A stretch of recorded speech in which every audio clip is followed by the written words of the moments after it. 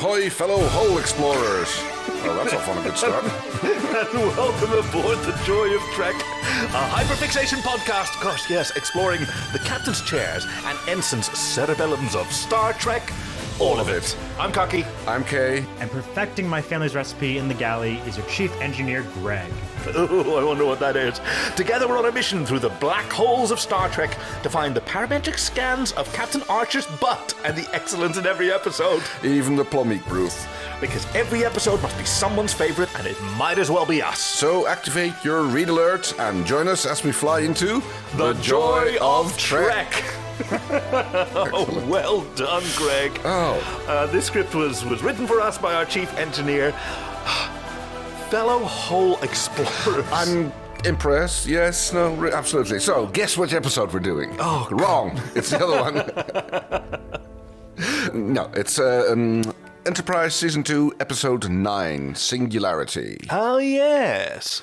And this was recommended to us by Nazzy at a time when I hadn't really fully, figured out, the sort of pattern of recommendations that we're looking for, the sort of personal recommendations. And Nazzy was previously a fan of our Farscape podcast, where our listeners would send in their humorous synopses. So that's what we have today. Thank you to Nazzy for the synopsis. We've encountered A Spatial Anomaly, and everyone except T'Pol is going a little nuts. Trip's obsessed with the chair, Hoshi's going crazy in the kitchen, Phlox is definitely about to commit medical malpractice, and Malcolm accidentally invents the next 200 years of Starfleet security. Do you have any warp cores that you want to dump? Do I have any? I don't really think there are any. Let me see if I can. I have to say something, but I'm saving that for my deleted scene. Ooh, oh wow, you've been taking notes. Well done. Let's see. No, I don't think I have any warp core dumps. No. Same here. I mean, at worst, I want to say something about, the CGI, which at the time was really exciting, computer-generated, exterior ships, now look dated, but I feel like they're starting to look dated in a way that's almost, I don't know, sort of nostalgic. I mean, the graphics are fine. It feels a little bit like you're watching it on VHS. Oh, wow. Well, just a little bit low res, but it feels like the entire show is a bit... Oh, that's interesting. I mean, it was filmed in HD. Yeah. Oh, yeah, I noticed it's also widescreen, because I noticed that from the GIFs. Uh-huh. Yeah. It just, I don't know, the outside graphics... Oh, well, the asteroid field. Yeah, exactly. Yeah, that felt a little bit clunky, but... Had a video game... But of course, for the time, these were amazing effects, and, the use of computer-generated imagery was a fantastic innovation. But yeah, things have moved on. We can see how gorgeous Discovery and Strange New Worlds are now, and what a feast to the eyes they are. So, yeah, it almost kind of feels dated in a way that the special effects of The Next Generation felt dated when Enterprise was airing. Right, yeah. Also, I notice every episode of Enterprise that we've watched, and admittedly, this is only 2, has been about people losing their minds and not, being their best self. Previously, it was the captain in Chief, remind me, what was the episode called again? That would be Night in Sickbay. Yeah, thanks. Who just wasn't himself. He was having a very bad, no good day. And now everybody's having a really weird hyperfixation day. Yes. Also referred to as finals time at Starfleet Academy. Oh, wow. Okay, there's some interesting headcanon that we're going to dive into. But shall we get on with the episode? Hit it on. Did you say hit it on? Yes. I like your... It took me a second to realize I do that fairly often as well, where I have an emotion that I want to convey, and it's usually very supportive, and then I trust my brain to just say some words, and you just vamp. I think it just kind of was a correlation between hit it and get it on. Get it on or something like that. I don't know. We're opening with a gorgeous shot of the trinary system that is featuring in this episode, and the bridge is in tatters. And I think it's rather amusing because my first note is, chair's gone. Oh, yes. It's the first thing that jumped out of me. Very good, the captain's chair was missing. And there are people sort of strewn about, and we have T'Pol monologuing. Science Officer's Log, August 14th, 2152.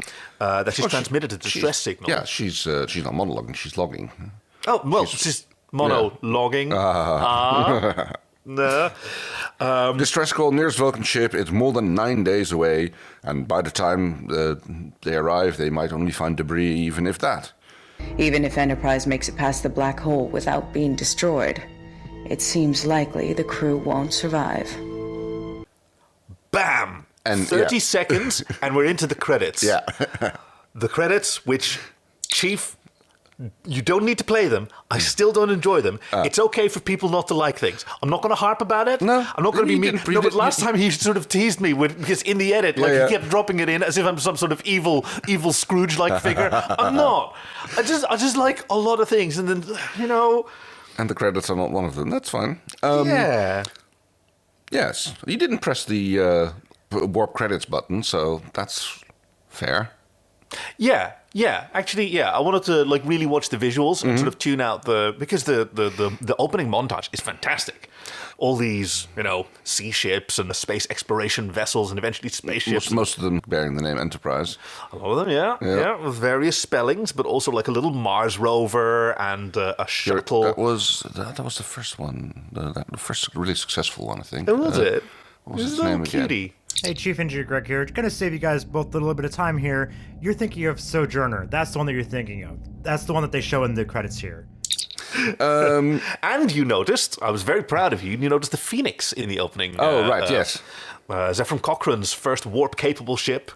I noticed the design for, I think that's the Zenger, was designed for, a space plane or a wide-bodied shuttle. And then finally, of course, we only see it from behind. It has all of these blue exhausts between its warp nacelles. Oh, right. And the Enterprise just has two impulse exhausts. Yeah. So whatever that ship is, Maybe I know that is there was a lot of speculation about it. Oh, it's not the Vulcan ship from the same... Vulcans have a very different design philosophy. True. They use, let me see if I'm getting the term right. We're getting into Kaki's little nerdy corner. Yeah. Annular warp coils. So instead of warp nacelles, like two big honking chunks on either side, they have these ovals. Oh, right, yes. Something that we later see, or earlier see, in the Romulan, the Derridex class cruiser as well. Also these ovals. And I read, Chief, please help me out if you know where the source is at the end of this. I read this awesome sort of headcanon explanation, or perhaps even sort of a behind-the-scenes, philosophizing by the designers. These are two radically different ways to achieve a warp field. The Vulcan way is much more efficient, it's much better, but it requires you to plot a course, plan your whole mission, and then you have to complete that journey. You can't change course, you can't drop out beforehand. That's without consequences damaging your ship. Yeah. But it's much more fuel efficient, it's much more effective in a lot of ways. These two big honking warp nacelles need a lot more maintenance, but you can stop and start and you can explore along the way. Right. And it really comes down to a cultural difference. Because for human explorers, the ability to change your mind. Right, let's go here now. Yeah, exactly. It's a huge value add. Whereas and the Vulcans are more we're just going to go where we needed to go anyway. And they don't see the problem. We should have had the right plan to begin with. Yeah. So, of course, we're going to complete it. T'Pol is telling on that there's this strange sickness has stricken the crew. And it's actually quite interesting to say how she's completely doesn't mention anything of that, which we are, of course, going to learn throughout the episode, which is essentially one big flashback. Yes. Actually, maybe that's the warp core. I say we eject the warp core! She's really burying the lead. Right. Because in the course of recording this log where she's telling this story, we found out that she's actually got a plan that's more and more urgent, where by the end, and now it's time to execute my plan. The thing that she already knew that she had to do that was very time sensitive, that she's just been kind of ignoring while she's... Well, maybe it's she's just, as in what you just said, she's made the plan. She's gone we've set it up. I've plotted the course. No, she hasn't. She has a thing that she needs to do. She needs to go talk to the captain. Okay, well, that turns... Right? She does. And actually, this is where I kind of disagree with even T'Pol. She says, we Vulcans, we are unaffected. I think she's not. I think she is just as affected as the rest. You think this log is her obsession? This is just her obsession. It's just more spread out. She's just not having the physiological effects of it. But I think she is just... Because remember, later on, she's oh yeah, I haven't been on the bridge in hours, and like I would like a sensor suite installed in my cabin. You're right. She is just as affected as everybody else because she wants to like get out of the way and just do her thing and just do her do her job. science. And yeah, that's her fixation. Oh wow. It's a milder case, though. Yes. Oh, yeah. Like I said, she's not as physiologically affected as everybody else is because they end up passing out. This episode has a really interesting structure because it starts off with actually, like, all these little scenes of sort of trivial matters. Yes. That there's suddenly time for because, okay, they arrive near a black hole where Vulcans have studied 2,000 of them, but never in a trinary system. Yep. And if we approach it carefully enough on impulse, which will take about 2 days, we can get some valuable data. Yep. Which, you know, I don't know exactly why Trip Tucker is there to help the captain make a decision. I don't know why that is, but... Chief engineer, he's just, well, wasn't he called to the bridge for... No, he's already just there. Yeah. And they decide, okay, take this time. Archer probably doesn't mind, like, getting a scientific trump over the Vulcan Science Academy. Oh, absolutely not. So it means they've got 2 days of relative downtime, just cruising on impulse, and he says to Trip, hey... If you've got some free time, I'd love it if you'd take a look at my chair. Sir? The captain's chair. Which very quickly turns into prioritize my chair over everything else. Yes. Because, well, I was going to dump a warp core or vent some plasma or whatever. The chair first, please. Yeah. Because it's really bothering him. He can't sit right in it, and he is hoping to get that fixed. Yeah, because he doesn't spend a lot of time in the chair because he feels like he's going to slip out. Yeah. And I was actually wondering if that was actually a thing that Scott Bakula had while he was on set, you know, that the set chair was this... Oh, Chief, is that true? I regret to say that as far as I was able to tell, I couldn't find anything about that being the reason why this change was made. I noticed it especially at the end. He's still sitting incorrectly in the chair. There's still a downward angle to his... his thighs are pointing down. Yeah, exactly. His knees are lower than his right, so the the chair's still too high. I like that they're sort of leaning over the railing, sort of looking at that chair. It's such a cool frame, the two of them, while they're having this conversation. And meanwhile, Archer's obsession is he's been asked to write the preface to a biography about his late father. Who seems to be a great scientist as well. Warp technology scientist, I suppose, because he was in the Montana Warp Research Institution. Yes, he was a leading scientist or engineer in the Warp 5 program to build Earth's first Warp 5 capable engine, which was also like Jonathan Archer's inspiration to go into space and why he's so keen and driven to get the Enterprise and to get this mission of exploration going, because that's his father's engine. Yeah. Chef didn't report for duty this morning. He's ill. Is it serious? Dr. Phlox said it's a simple virus. He should be fine after a few days' rest. But Hoshi is willing to take over the mess. Archer is very briefly concerned. Is it serious? He says, no, a simple virus. You're in a completely enclosed ecosystem, and the person who prepares everyone's food has contracted a virus. Yeah. Shouldn't you be handing out, like, inoculations, doing some contact tracing? Maybe. But he just asks her for advice on how to go about writing the preface to his dad's biography. Because how do you condense a whole life into one single page? And she gives really, really good advice. Perhaps by focusing on one incident, a single event that exemplifies your relationship with your father, you'll be able to condense your thoughts. He considers that a very logical approach, and he asks her if she'd be willing to read it afterwards. And then, in fact, he tries to rope her into writing it for him, which she's like, I don't think I'm qualified. For reading, she says, I'd be happy to. Right. Which he doesn't comment on. It's a very un-Vulcan expression. Yes. But she's just using human phraseology. Yep. Chef was planning to make fried chicken tonight with scalloped potatoes and some of the Manaran spinach we picked up on Risa. I'm just going to call him Joey.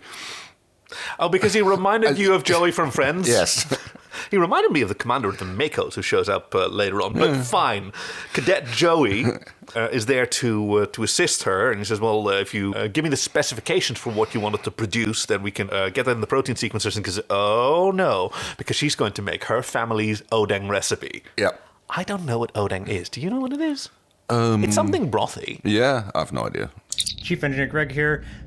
It's no help to the boys here. However, for those that are wondering, odeng is a Japanese stew that Hoshi's referring to here, but there's also odeng or amuk, which is a South Korean fish cake dish from when Japan colonized the Korean peninsula. That word has stuck around. Oh, yes. Okay, I have a wonderful treat for you. Yes? There's a screen that they pass that shows the menu that they were going to have for the next week. Oh, there, you're right, yes. Are you interested in this menu? I already saw that it was in the preparation notes. I didn't put it in there. How about we read these, and how about, Greg, you put on some softcore porn music.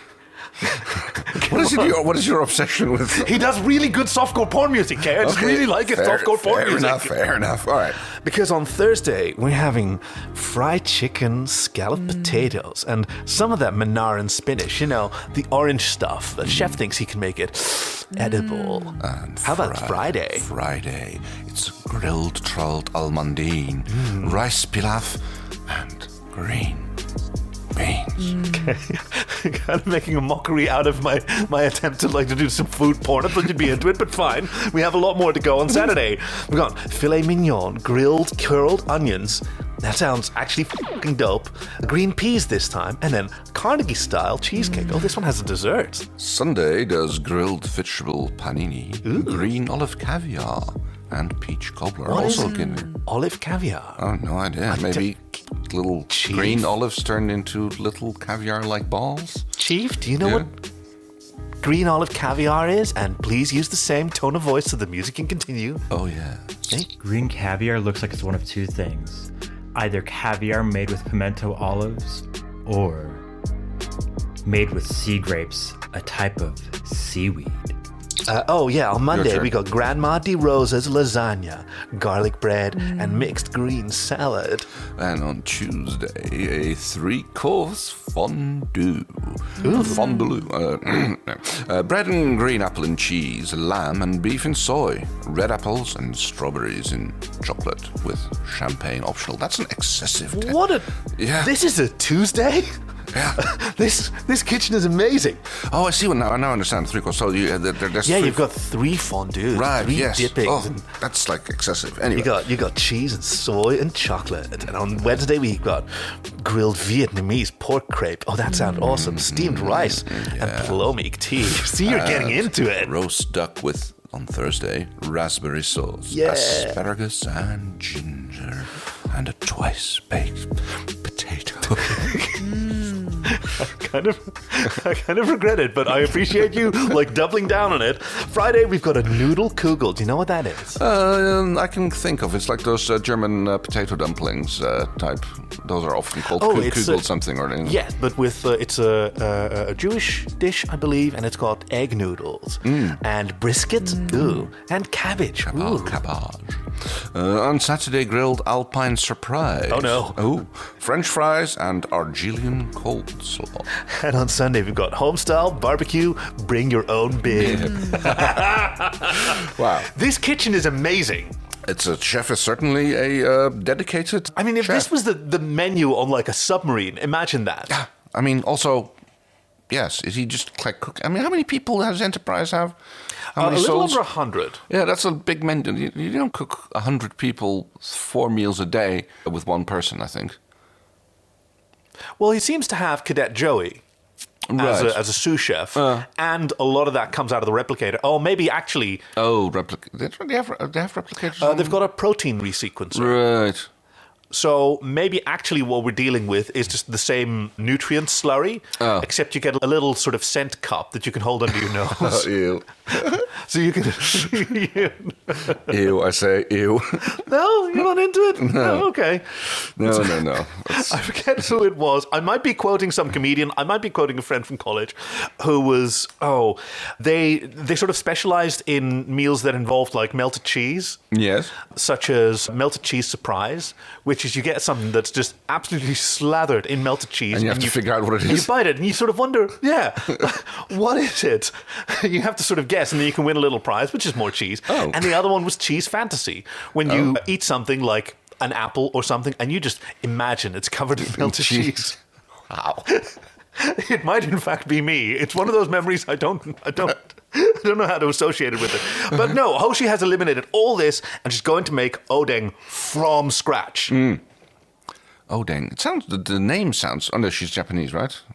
Yes. Hoshi, Korean, Japanese? I don't know. No, she's Japanese. I wonder if her full family is Japanese or whether she's, of mixed descent. Odeng, if you say it like that, it sounds a bit like Indonesian.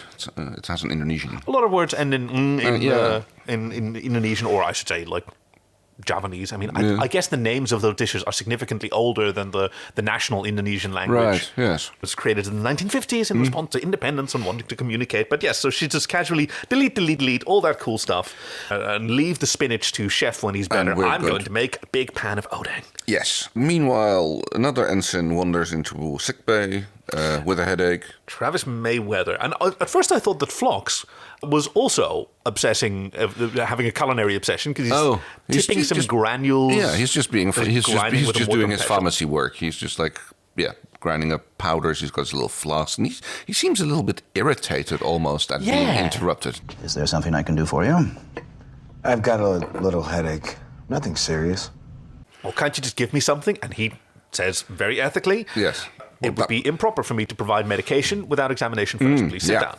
And that starts off that particular story. So, like, it's the scariest of all of them, honestly. Oh, totally. Like, Phlox is terrifying. Because he starts off with, it could be nothing, could be just muscular tension. On the other hand, Trellian plague starts out with a simple headache. And then all manner of nasty things begin to happen. I love how he says nasty thing. And then he goes like, okay, I guess I will be able to sit here now and have you examine me for that a little bit first. Because it's been a few days, but he really wants to get... Like, the ensign's obsession is to get back to his job also. To do his job right, because I might disappoint the captain. He might demote me to deck swab. I might get court-martialed, executed even. Yes, he gets very much nervous about not being able to go to the bridge. Trip is starting to take the chair apart. He's doing that with his pneumatic screwdriver. Yeah, what was this for? I don't know what it does. It sounds like a dental drill. Yeah, I mean, it looks like he's sitting there with working at the glowy bit under the captain's chair. Oh, yeah. And no idea what he's doing, but I think he's just sitting there, and I think what he's holding is just an air gun. He's just brushing, but he's just blowing air out of the cracks and under the chair. And then we get to the final obsession, which is a new status alert. Because the captain arrives in the armory, where immediately Reed, he stands up real straight and says, I would have come to you, sir. Because he's uptight like that. He's very, very deferential to his captain. Yes. I've been reviewing our encounters with hostile species. The crew's response has been admirable, but I feel we can do better, sir. And what he wants is to propose is some kind of ready state that's already known. So instead of having to issue independent orders, secure the reactor, charge the phasers, polarize the whole plane. Yeah. There's just one alert condition. That will bring us everything to this reference point. Yes. See, I thought that was just normal. I mean, I grew up with Star Trek, where Red Alert was, which we're obviously talking about, right? Yes. It's such a normal thing. I thought that there was maritime precedent to this. I think so. I mean, that's at least the impression you gave. Well, I mean, there is, because... Something a bit more comprehensive than battle stations. Oh, yes. It's because that's too aggressive. Yeah, because we're not a military ship. And I think about... Reed is that's very obvious. He's a bit Hey, everybody's good at one thing, and then you kind of want your thing to be the most important thing? Well, yes. Because it is to you, but in Battlestar Galactica, they just had condition 1 and condition 2. Set condition 1 throughout the fleet, yes. Exactly. And action stations, which I really liked. Yeah. I mean, it makes sense that you have, and later on we get yellow alert and red alert, and those two have two different sets of things that need to be doing. Yes, so places where you need to be, security settings that need to be on consoles. There's probably a whole semester about just what goes on in Yellow Alert when you go through Starfleet Academy. Do you know there's also a Blue Alert? No, never heard of it. Is it a medical situation? No, you only see it twice. Chief, what do we do again when we do Blue Alert? No, we know, obviously. We're testing you. So Blue Alert seems to be for different things, depending on the ship. It's largely for just exceptional situations, so environmental hazards, power failure, docking, separation maneuvers, or landing protocols. The Voyager used Blue Alert for landing sequences such as in 37s, Demons, and Dragon's Teeth. And then the Prometheus class use it for their multi-vector assault mode in Message in a Bottle. The Defiant use it for their cloaking device in The Search Part 1. And then in TNG, when the environmental systems failed, Blue Alert was called for in the episode Brothers. Well done, Chief. Good. That was well under 1 minute and 30 seconds. Yeah, okay. I do have another warp core. I say we Oh, eject wow. the warp Yeah, core. hold on. We're not there yet, but it's going to... we're just skipping ahead a little bit. Yeah. Like, at some point, Reed issues, like, an unsanctioned battle drill. Yeah. And then he times everyone's, like, Yes. time for reporting to the bridge. 1 minute and 49 seconds. Why would the chief engineer be required on the bridge? That's not where you're supposed to report. No, true. And he's... I kind of want to go throw shields up, but... Okay. No, fine. because because I know that's why I said okay. like Okay. 'cause I only want to push it for a genuine situation I'll because push you shields up you for are just anything. You are kind of right about it. I mean, probably it's in the protocol that he wrote, which the chief engineer also hasn't read because because he's been working on the chair. Yeah, and he just emailed it, like, super duper secure. Oh yes. So that it's so secure that nobody can get into it, I'm sure. It's like one of those people who call you up and they're like, "Oh, have you read my email?" No, Yes. I didn't, because that's not how time works.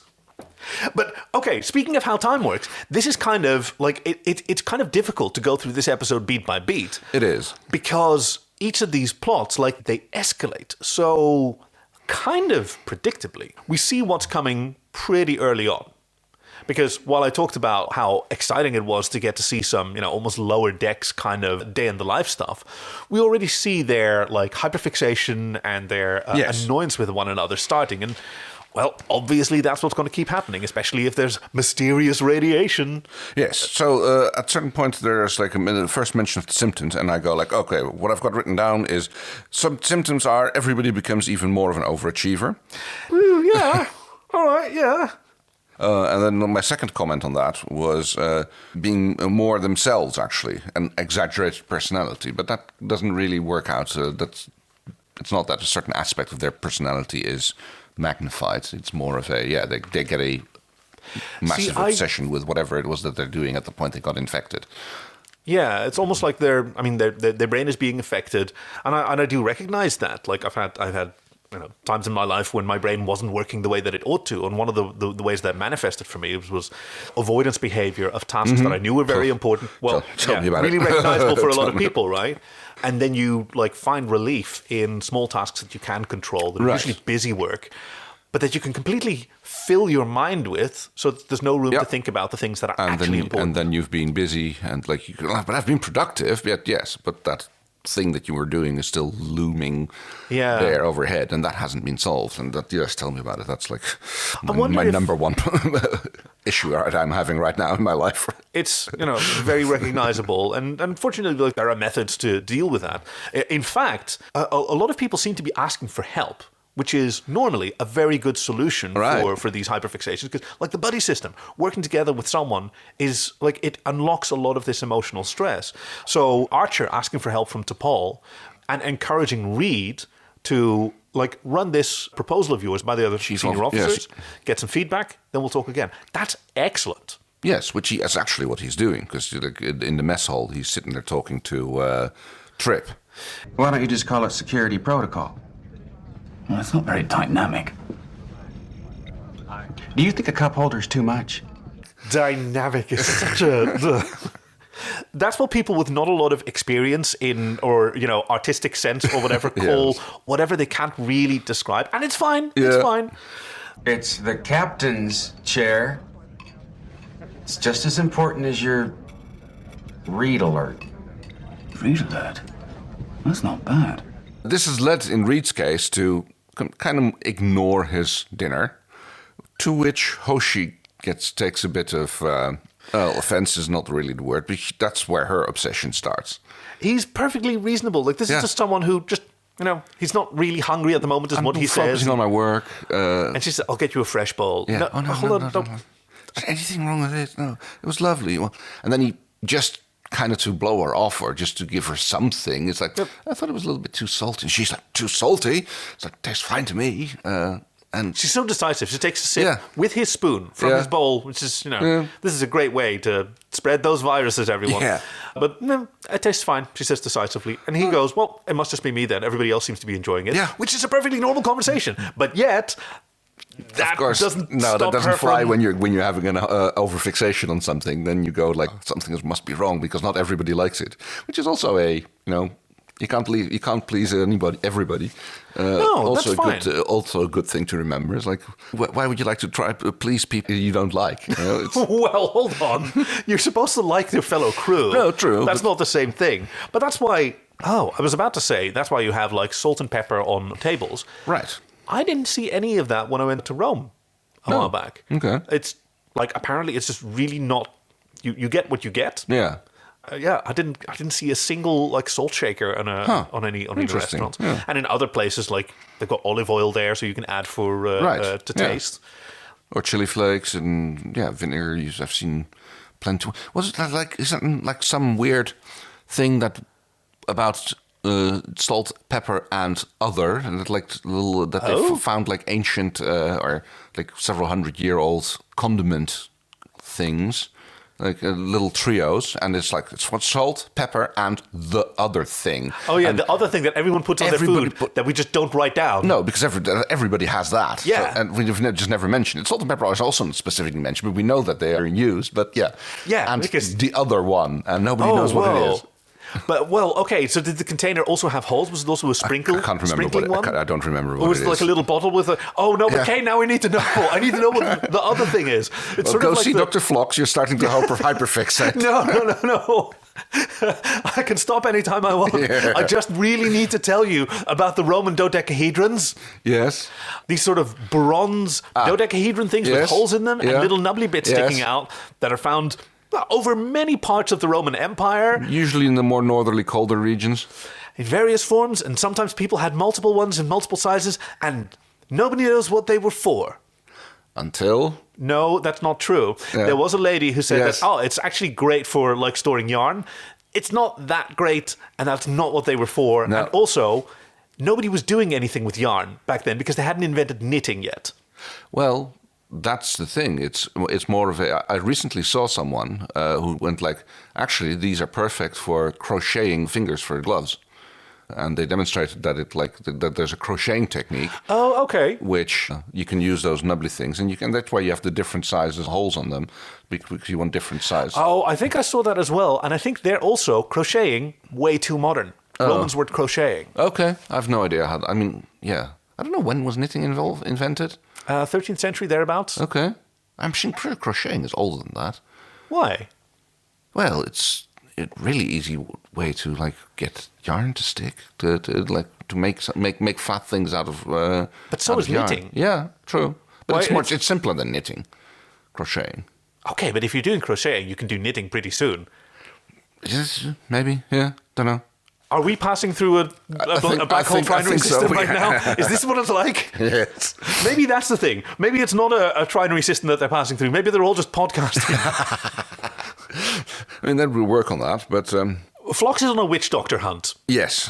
Because he hasn't been able to find anything over the entire night that he's been studying Ensign Mayweather. Who still wants to get back to the bridge. But your scans didn't show anything. That's what concerns me.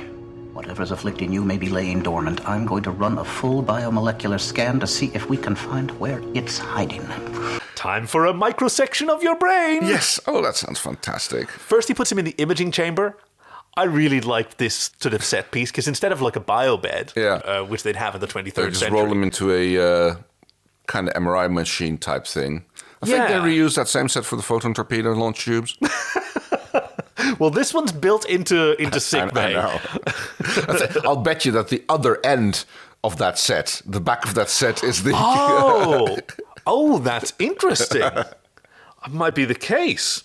When I was about 8 years old, my father took me on a tour of the Warp 5 facility outside of Bozeman, Montana.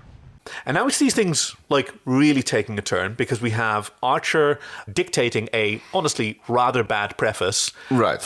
Where he says this sort of moment where he first visited the Warp 5. Oh yes, yeah, the Warp 5 facility outside of Bozeman, Montana.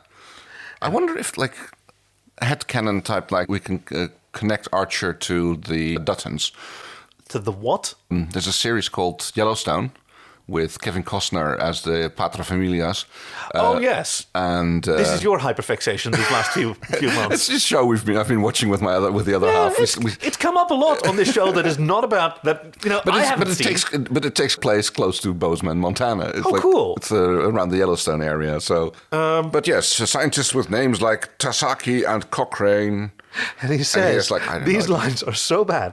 In a way, creating a stable warp field mirrored the flux of emotions my father felt when he embarked on, and he can hear himself say it, like hold on, this is like a one-man stage show. Oh, hey, didn't see you there. Yes. Oh, where I grew up, there sure was a bunch of characters. Well, the other thing he doesn't see is Porthos, who is like coming for some attention or food, actually. Computer pause. I'll feed you in a minute. And then he barks at Porthos. Hey, quiet. And poor little Porthos. He goes over for a little sulk on his bed. Yeah, didn't mean to be a bad boy. I wonder if this is Breezy again, one of the two dogs who plays Porthos, because she did a very good job. She did a very good sulk there. And you can see Archer sort of struggling with it, but he can't... I thought this was really interesting, because we see it a few more times, particularly on Archer, where he sort of realizes what he's done, but he can't hold on to that thought for long enough to keep going with it. And he slides back into the other one. Yep. And what a torment that must be. T'Pol, meanwhile, summons or asks Trip to come over to help her with the sensor readings, and he said, I'm working on the chair. I get it. You're paying me back. Making me jump through hoops because I was making too much noise. Which he says, hey, you can go back to the bridge. I've taken the chair out. We're down in engineering. He says, no, I prefer to work here. See, and this is what I'm thinking, that like she's starting to get affected as well. Like she's got the whole Vulcans like, we're above that sort of thing going on. Because the Vulcans, for all their talents and skills, they have a few flaws as well. Oh yeah. But also just some cultural practices that just, I won't even say dishonest, but they have a certain way of presenting themselves that isn't necessarily consistent with how they're perceived. But the same is true for humans. They like to present themselves in Star Trek as, we're above that. We've outgrown these needs. That's far from universally true. Yeah, Trip accuses her of doing it only to get herself immortalized in the Vulcan database. Yeah, which is a bit of a low blow, but yeah. Even for the sort of flirty arguing that they've been doing for a while, because, he's a good old country engineer and he doesn't like all these newfangled foreign ideas. And the most important thing on the ship is the crew. And he makes life and death decisions every day, and the last thing he needs to be thinking in a critical situation is, gee, I wish this chair wasn't such a pain in the ass. Therefore, the chair must be worked on. Yep, and she's left alone with a piece of equipment that she needed, but no way to install it. Yeah. Now Phlox, after having done the scan, went still can't find anything, so I'm just going to have to go in and do it manually. Yeah. He did find some elevated hormonal levels that he's concerned about, which is actually happening. And unfortunately, he doesn't scan himself to see the same thing happening to him, because this is the effect that the radiation from this black hole or whatever is having. But Travis over-obsesses. Unless you're ready to tie me to a biobed, I'm going back to my helm. Okay, I'll just give you something for your headache then. And he does that thing over his shoulder. Well, at least let me give you an analgesic. Yes. Yeah, well, that's what I wanted in the first place. And, he gets an analgesic. Oh, no. We learned that from Chief Greg. Oh, right, yes. It's not an analgesic. It's an anesthetic. Anesthetic, yes. Are you proud of us, Chief? I was going to make some comment about how can we be proud of you when you made me do softcore porn music in this, and then I remembered, oh, right, but I'm the one that added moans after, every item you read, so yeah, I'm proud of you. Yay. See, we listen. Also, I noticed that to the episodes when they air. Okay. One more thing. It's because the ensign says what are you going to do? You're going to have to strap me to a biobed if to keep me here. And after Phlox knocks him out, that's exactly what he does. Except he doesn't even pull him on straight. He kind of still has his legs hanging over the back end, and Phlox just starts strapping him up. Yes. Yeah, I think that's fair. I think that's a sort of a fair vent of some more... Because, like, an examination table is maybe a little plasma breach, not a full vent. It's a workbench, essentially, yes. right? You need to have your subject situated correctly. There's a proper position. Also, especially if you want to do brain stuff, you want to be able to access the brain and not have to walk around the end of the table. Reed has various suggestions for noises that we could all enjoy. Horrible screeching sirens. Which one does you make you feel sort of more action ready? Is it this one or this one? Which one gets your anxiety levels up the most? I mean, it is valid. You do want to sort of focus test these things. Totally. Like, although I wonder what the sort of qualifications would be, because I'm thinking, for example, like sirens on first response vehicles, which are designed to be easily localized in space behind you. That's the things that's starting to happen. Yeah, it's basically the standard notes of a siren are easy to hear, but very hard to pinpoint. And they found out that like adding a lot of white noise to them makes them far more directional for humans. That's why sometimes the sirens, they go dee-doo, dee-doo, and then dee-doo, dee-doo, etc. An innovation from, I think, about 20 years ago. And because, yes, the scenario is when you're driving a car, you need to know whether this emergency response vehicle is coming from the left or the right, so you can make space for them. So I wonder what the sort of requirements are of this noise. I mean... here's an interesting one. It's being played over multiple parts of the ship. Yeah. So there is going to be some sort of acoustic drift, right? Speakers that are farther away. You already see this as concerts, which are tuned very carefully. The speakers are out of sync in order to make sure that the sound sounds simultaneous just about everywhere. We can never get it perfect. No. So I noticed in the first one, like it had a sort of repeating element inside that sort of sounds echoing, so that might be less effective. I don't think you really need that in a ship like this, because like it's all bulkheads and everything, and like you're only going to be hearing the alarm in the room that you're in, and you don't need any requirements to know where it's coming from, because it's just a general alarm. Yeah. So but you don't want to mistake it for something else. Oh no, but I don't think that's very easy to do. No, certainly not the ones that he's chosen. They're very distinct. Oh, they're certainly toned it down by the time that the Next Generation rolled around. Well, not enough for Captain Picard, who, just like Archer, says... Shut up that damn noise! The very first time Red Alert happens in Star Trek The Next Generation, Encounter at Farpoint, according to the preparation that the Chief has provided for us, I wonder, like, okay, but once he has one alarm, okay, so now we have alert readiness. Well... we probably want to have like other conditions as well for special situations. Yes. Yeah, exactly. So let me go work on that. Yeah. Ensign, if we don't serve something soon, we're gonna have a riot on our hands. Is this too salty? And she wants to get it just right. It's like, no, it's fine. Just kicks him out. Get some of them. Some of the Cretacean spice. Cretaceans, that's the one that they visited in the last episode that we looked. The night in sickbay. Carrots! Yes, she demands carrots. Oh, and I'm out of carrots. There are 25 carrots! And then she shoos him out. Like, hardcore. Get out. Get out! She looks good in her apron.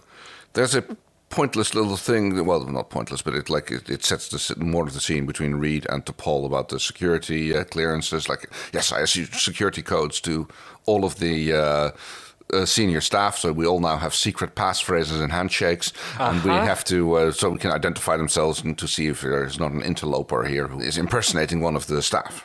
I think you're right that she's also affected, because she just breezes past this absolutely bizarre behavior of unsanctioned security protocols being implemented and expected of her, and she just sort of skips over it when he goes, but without your security code, you could be anyone. Yeah, but whatever. And she starts into her thing. Yes. She needs someone to help install this. And then she notices... Lieutenant, why are you armed? He's got his pulse pistol on his hip there. Fine-looking weapon. Can't imagine that it's very easy to aim, because it has a rounded top. Yeah. It doesn't really have a sight. No, but that comes later with phasers as well, you know. They also don't have it. Yep. And it actually starts becoming a little dark, because Reed is commenting like, yes, we have to be armed now in certain areas. And like T'Pol's like, what's the captain say about it? Well, I mailed him the proposal, but he's not responded to it, so I'm going ahead and implement it. And like something needs to be done by this. And it becomes a little bit threatening even, like he's more interested in fraternizing with the crew. And I intend to imply some long overdue changes. And if the captain won't approve him, then I'll go to Starfleet. That sounds like mutiny. Yeah. I mean, there's got to be another word for mutiny, but it depends on how he acts on it. It sounds like mutiny. Let me go sort of flexibility read chain of commands. Yes. Yeah. And this is the rest of the episode. All of these different combinations of characters. We now have Archer coming down to engineering. Chairs being completely taken apart and redesigned.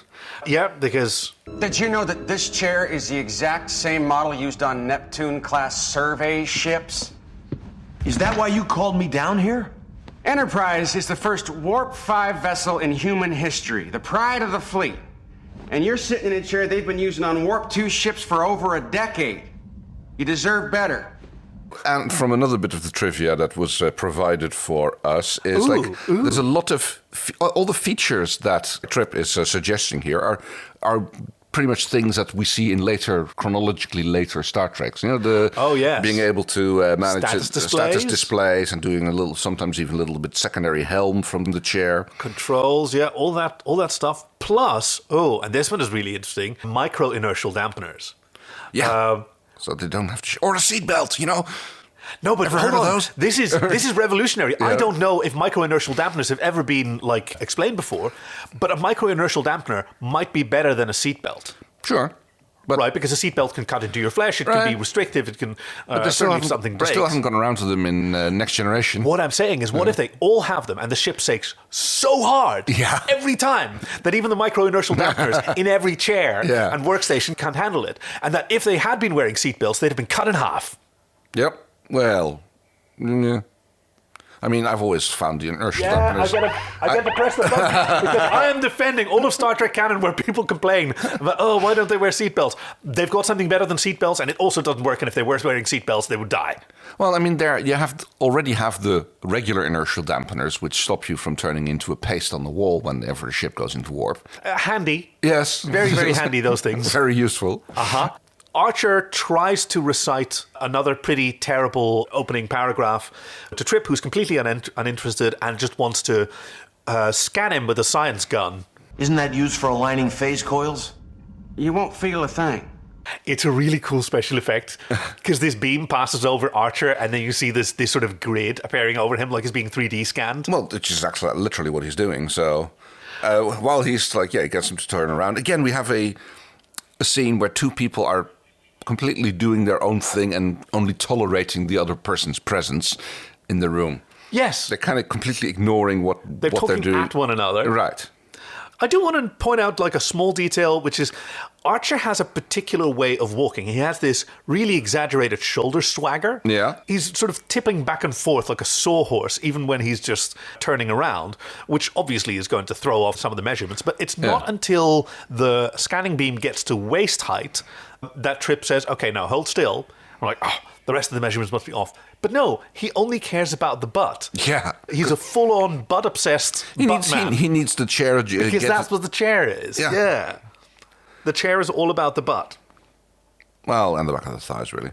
And the back of the thighs, and the small of the back. I've 83 people to feed, not just senior officers. All I requested was a bowl of plomeat broth. I guess the line's been growing.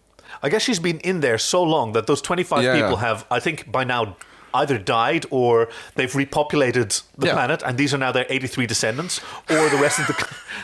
it could be anything. In a few days.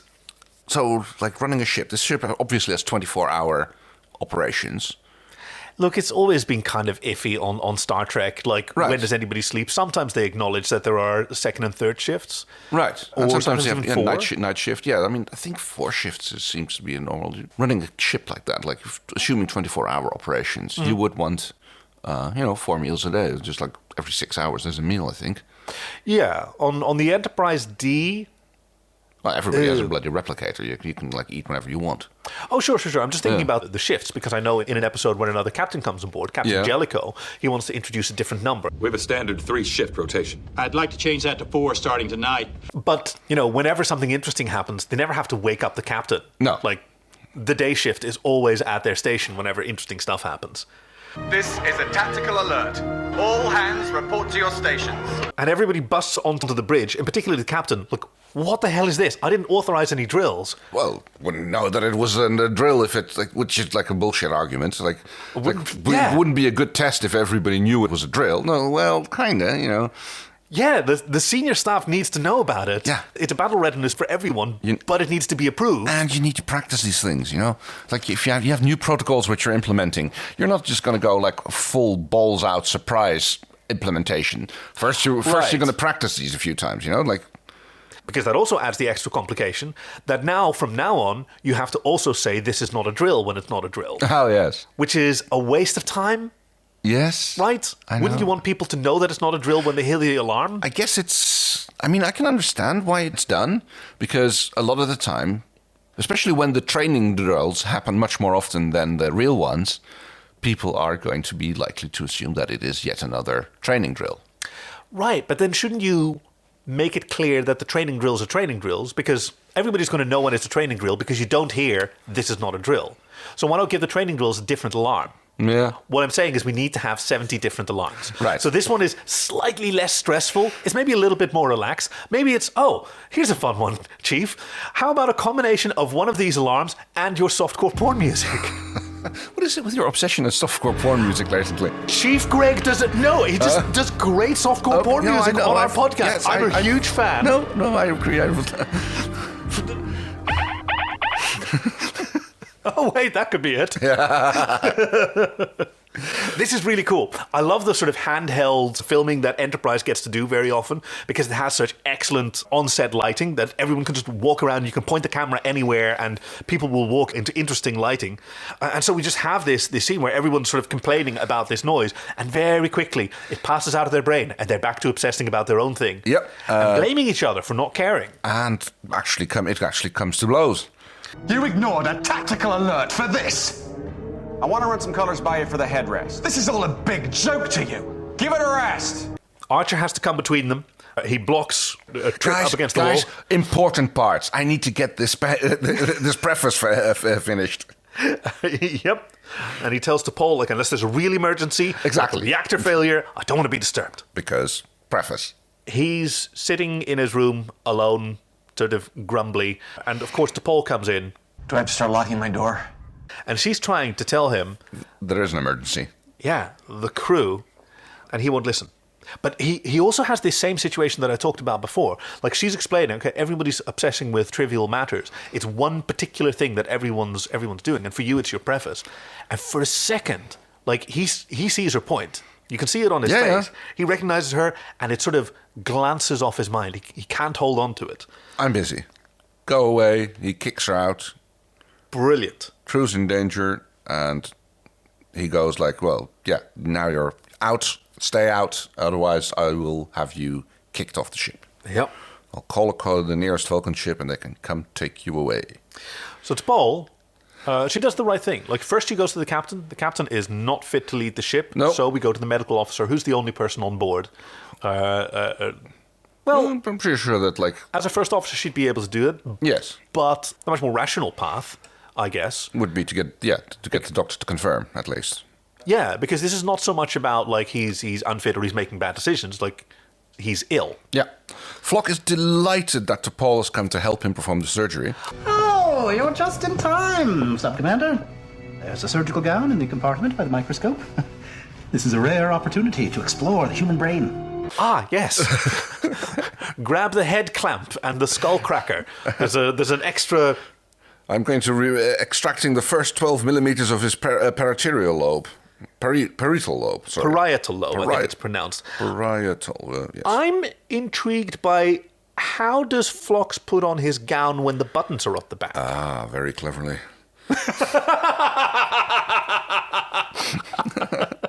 Moving on. Maybe he's just quite flexible. I can, like, pretty much reach every part of my back with my hands. Could you tie buttons? Well, that would be more difficult. Even if they're push buttons? Magnetic snaps? All the way from the bum to the top of the neck? Magnetic snaps. But, okay. Yes, he's, like, about to cut into him, and she, like, stays his hand, and he's, like, gives this really threatening... Please remove your hand. I won't ask you again. he says, while holding a scalpel. Yes. Sure. All right, I'll go. And neck pinches him out. Yay! And then just sort of looks away. Yeah, wanders off. But she sees what he had on his overhead scanning screen. She sees the elevated hormonal levels. And she's back to her microblogging. Ironically, Dr. Phlox's obsession with Ensign Mayweather's headache has provided some useful data. His cerebral scans have helped me determine that the radiation coming from the trinary system is causing... Oh, she's wandering through the ship and finding everyone unconscious, which... At first, I thought, has she just been neck pinching everyone? Yes, that's what I thought, like trying to make her way to the... maybe that's your deleted scene. It kind of was. I'm getting a little preview of it. She walks into the kitchen, finds Hoshi slumped and a pan boiling over, which she does not turn off. No. Hey, that's a bad thing to do. You know? Like, it's cool that you've got automated fire suppression systems, but don't rely on them. Turn a cooking pan off when it's unattended. And she starts she starts to realize that it is the radiation from the black hole which is doing this, and also realizing that she can't turn the ship around. Because it'll take 2 more days of radiation. Yep, because the field is asymmetrical, it's being projected in the direction that came from. But if she can thread the needle and get the ship in between this incredibly tumultuous gravitational system... There's a direction in which the radiation is not being flung. But she can't fly that alone. She needs to study the environment in order to be able to set a course, and somebody has to pilot the ship. And it can't be Travis, because he's been anesthetized. Yes. And so she goes back to Archer. Yeah. Who's very groggy, on the side of unconsciousness. And, like, did you figure out what she was going to do? Because she's just grabbing him and plunging him into the shower. Well, I mean, I think we've probably seen the shower design at first, but when she was like manhandling him around into the shower cabin, it reminded me of like we have in Amsterdam. There are public toilet facilities. Yes, the curl. Yes, or a pee curl if you want to call it, which is basically a kind of like spirally shaped piece of stamped sheet metal sitting on legs. And you can just kind of walk in there and like pee, and then... Yeah, for those of us who are equipped to pee standing up. Yes. As people in Amsterdam have been doing for 1,000 years. Right. Also used for illicit encounters. Is it? It's awful cramped. It is. And you can still count the number of legs. Yes. Well, but it was still apparently in use. Like there's a... All right. Well... there's a time and a place. Yeah. And apparently this is now the time and the place. Yeah, I guess. But it's no, she puts him in the shower, turns it on. I see what you mean, because it does have the... I don't know, it's almost like a croissant wrap, because the sheet does sort of decrease in length as it widens, and increasing in privacy as you get toward the center of this maze. It is very suitable for having a pee in public. Right, but also I was going to say for like having a shower cubicle where you can still get a long-range shot into. A long-range shot into... What are you talking about? For a camera crew. So it's like it's perfect for like filming someone in the shower. Oh, yes, that's right. I was approaching the shower design not from its functionality as a shower, but from the requirements that it being a movie set come with. I understand that now. I also know that you are a marksman and a teacher in marksmanship, so a long-range shot into a shower cubicle, my mind goes to in different places.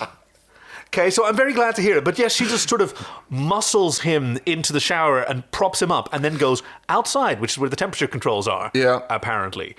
And she blasts him with cold water and she hands him a thermos that she brought from his own desk with apparently terrible coffee. Yeah, that's right, it's tea.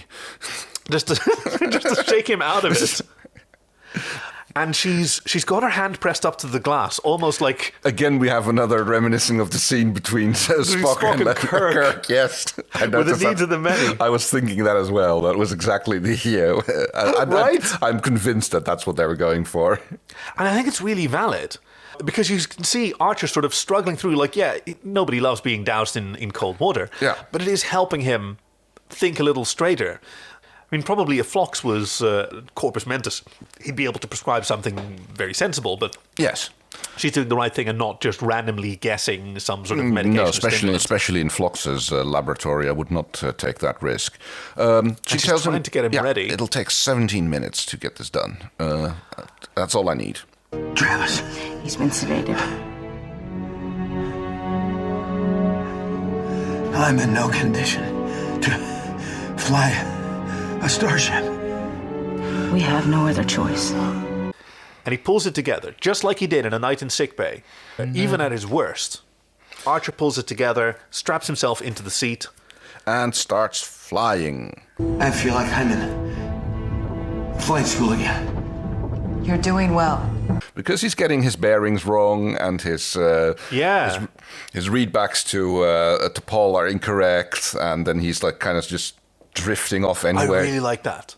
Yeah. Because it starts off with, we're too far to port. Hey, you said 2.4? No, I said 12.4. My mistake. Bad. Yeah. And he gets it right. And he focuses on it. And you can see how difficult it is for him. Like, he's really struggling to hold on. And she says, you're doing great. Until he doesn't, because he goes way off course, and there's this massive rock outside the front screen, and like... We need phase cannons. They take too long to charge. Wait, hold on. The phaser banks are charged. Yeah, because... Boop, boop. Yep. Yellow because alert. Reed had already set red alert to be triggered by a significant impact on the hull. Right. Like they've had. So it has already been charged and came online. And now they can blast it apart. I talked about how, dated the graphics look. I don't care. Yes. It's so cool. Especially this handheld shot of like the view screen where you're looking outside. It almost looks like, modern view screens on modern Star Trek, or also windows and magnifiers. So you get a real sense of space and place. And you need to hold on. We need another 6 minutes. Okay, I'm good for 6, he says. Not entirely, but... How much longer? Less than 10 seconds. Finally, nothing more on sensors. And people start waking up. Yep. Trip, who was on the bridge for whatever reason. He was probably just like doing some wiring for the chair. Oh, yeah. Oh, maybe, yeah. I love his first comments. Like, did we get some nice pictures of the black hole? Yeah, because that's where he started with. Yeah. Like, everybody's mind is functioning again, and you can have more than one thought.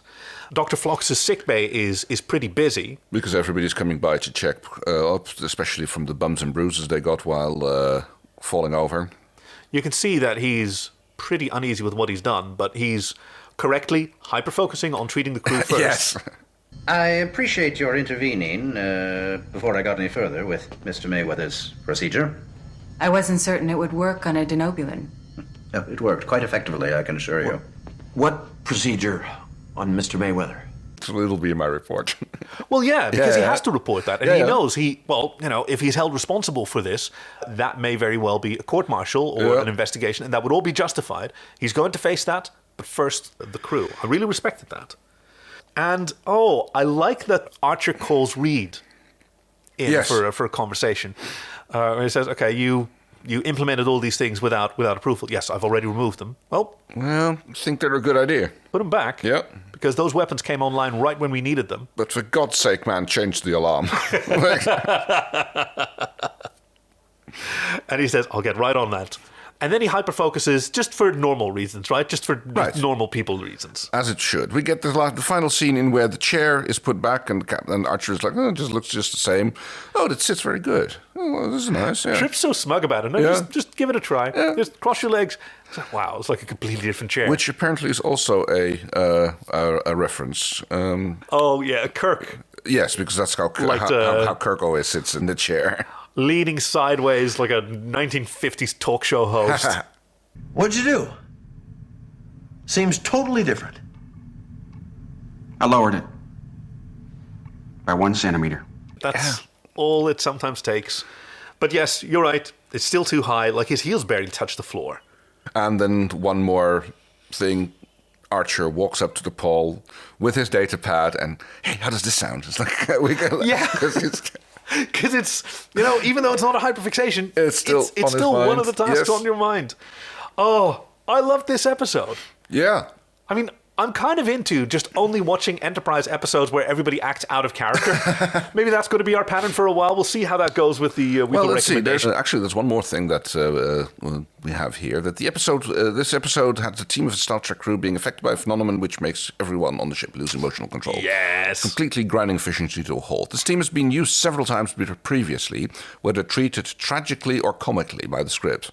Examples include, but are not limited to, The Naked Time, 1966, The Naked Now, 1987, Sarek, 1990, and Fascination in 1994. So I guess the first two of those were Sorry, the first one is original series, and the other two would be Next Generation Fascinations, or is that a DS9 one? That's DS9. That's right. where Loxana Troy arrives on the ship and starts projecting her emotions onto everybody else unintentionally. Sarek was a very good one. That's where Sarek is suffering from Bendai syndrome, and Picard hosts his chaotic mind, and the Naked Now and the Naked Time are essentially kind of the same story. A really weird choice for starting the Next Generation's second episode to have the characters acting contrary to their established character, their barely established character. But, still interesting. I kind of like this. I think it was a fun episode. And I'm really intrigued by what Odeng is. Do you have any deleted scenes that you imagine? I have two, in fact. Oh, awesome. Yes, the first one is a deleted scene is where Chef is desperately hiding in sickbay, trying to avoid... Because Chef is only mentioned at the beginning of the episode that he is like... And that he's gone to... He's called in sick, presumably gone to sickbay. He's already, And we never see him. He is hiding in a cupboard somewhere and is trying to like avoid Phlox. It's like a survival horror. Exact. Phlox is rummaging through cabinets looking for stuff to treat the ensign wig with. And like he's just like crawling away. And Chef is just like this little person. Oh. You can see like a shot of him sitting in the cabinet and then Phlox opening the door and him hiding behind the table Jurassic Park style while Phlox... And the second one is a somewhat long-winded technical scene where T'Pol is sitting there, and the end conclusion is that she's now solved the three-body problem and trying to plot a course through this trinary system. Oh, wow, yeah, that would definitely put you in the annals of the Vulcan Science Academy. Right? Yeah, well done.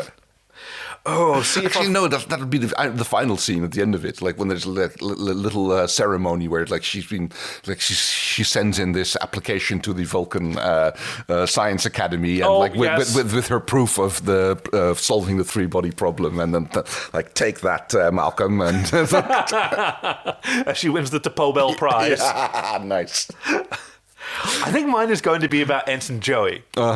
Because I think he's full of shit. I think that there's really not that many people waiting for food out there. But his obsession is he had a choice between either working for his aunt's restaurant as a line cook or going to Starfleet. And he went to Starfleet because it seemed like a little less effort. And then they put him in the mess hall anyway. But he's still kind of, like probably in his spare time, he goes on the whatever version of the holodeck they have in the Enterprise and like imagines running a restaurant because he likes kind of the stress and like the chef.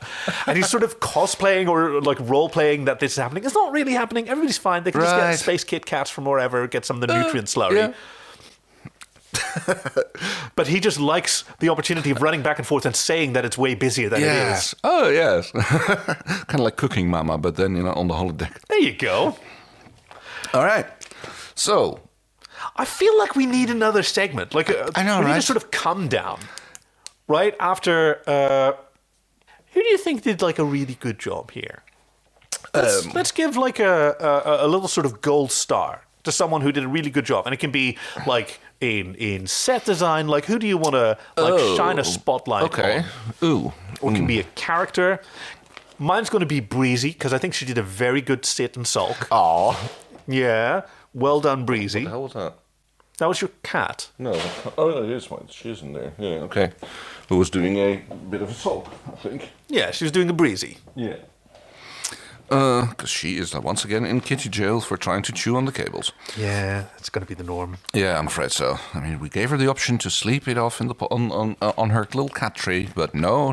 There could have been peace. She had to come down, and I think mine would have to go to Malcolm for doing a damn good job in implementing his security protocols. I mean, the obvious choice is T'Pol for saving everybody, but I think Malcolm is... Yeah. And he did establish apparently 200 years of Starfleet protocol. Yes, well which done. is like at least he started it. Yeah. So yes, I mean a bit overzealous in implementing it before it was approved, but it's a weird. Yeah, but that was kind because of the weird circumstances. But hey, yes, good field test, and I thought the whole read alert was quite a cool shot. I'm like, man, let's just make it red alert.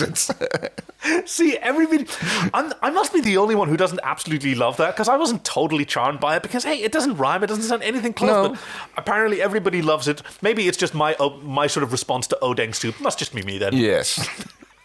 All right, and with that, I'm leaving Starfleet. Energize! We hope you've enjoyed this week's episode with friends Kay and Kaki. Production and editing by your chief engineer Greg, and music by Fox Amor. Join us next time for Voyager Season 2, Episode 23, The Thaw. Visit joyoftrek.com/links to send us your recommendations, support us on Patreon, or to find us on Twitter. We'd love to hear from you. Thank you for listening to The Joy of Trek, and we'll see you out there.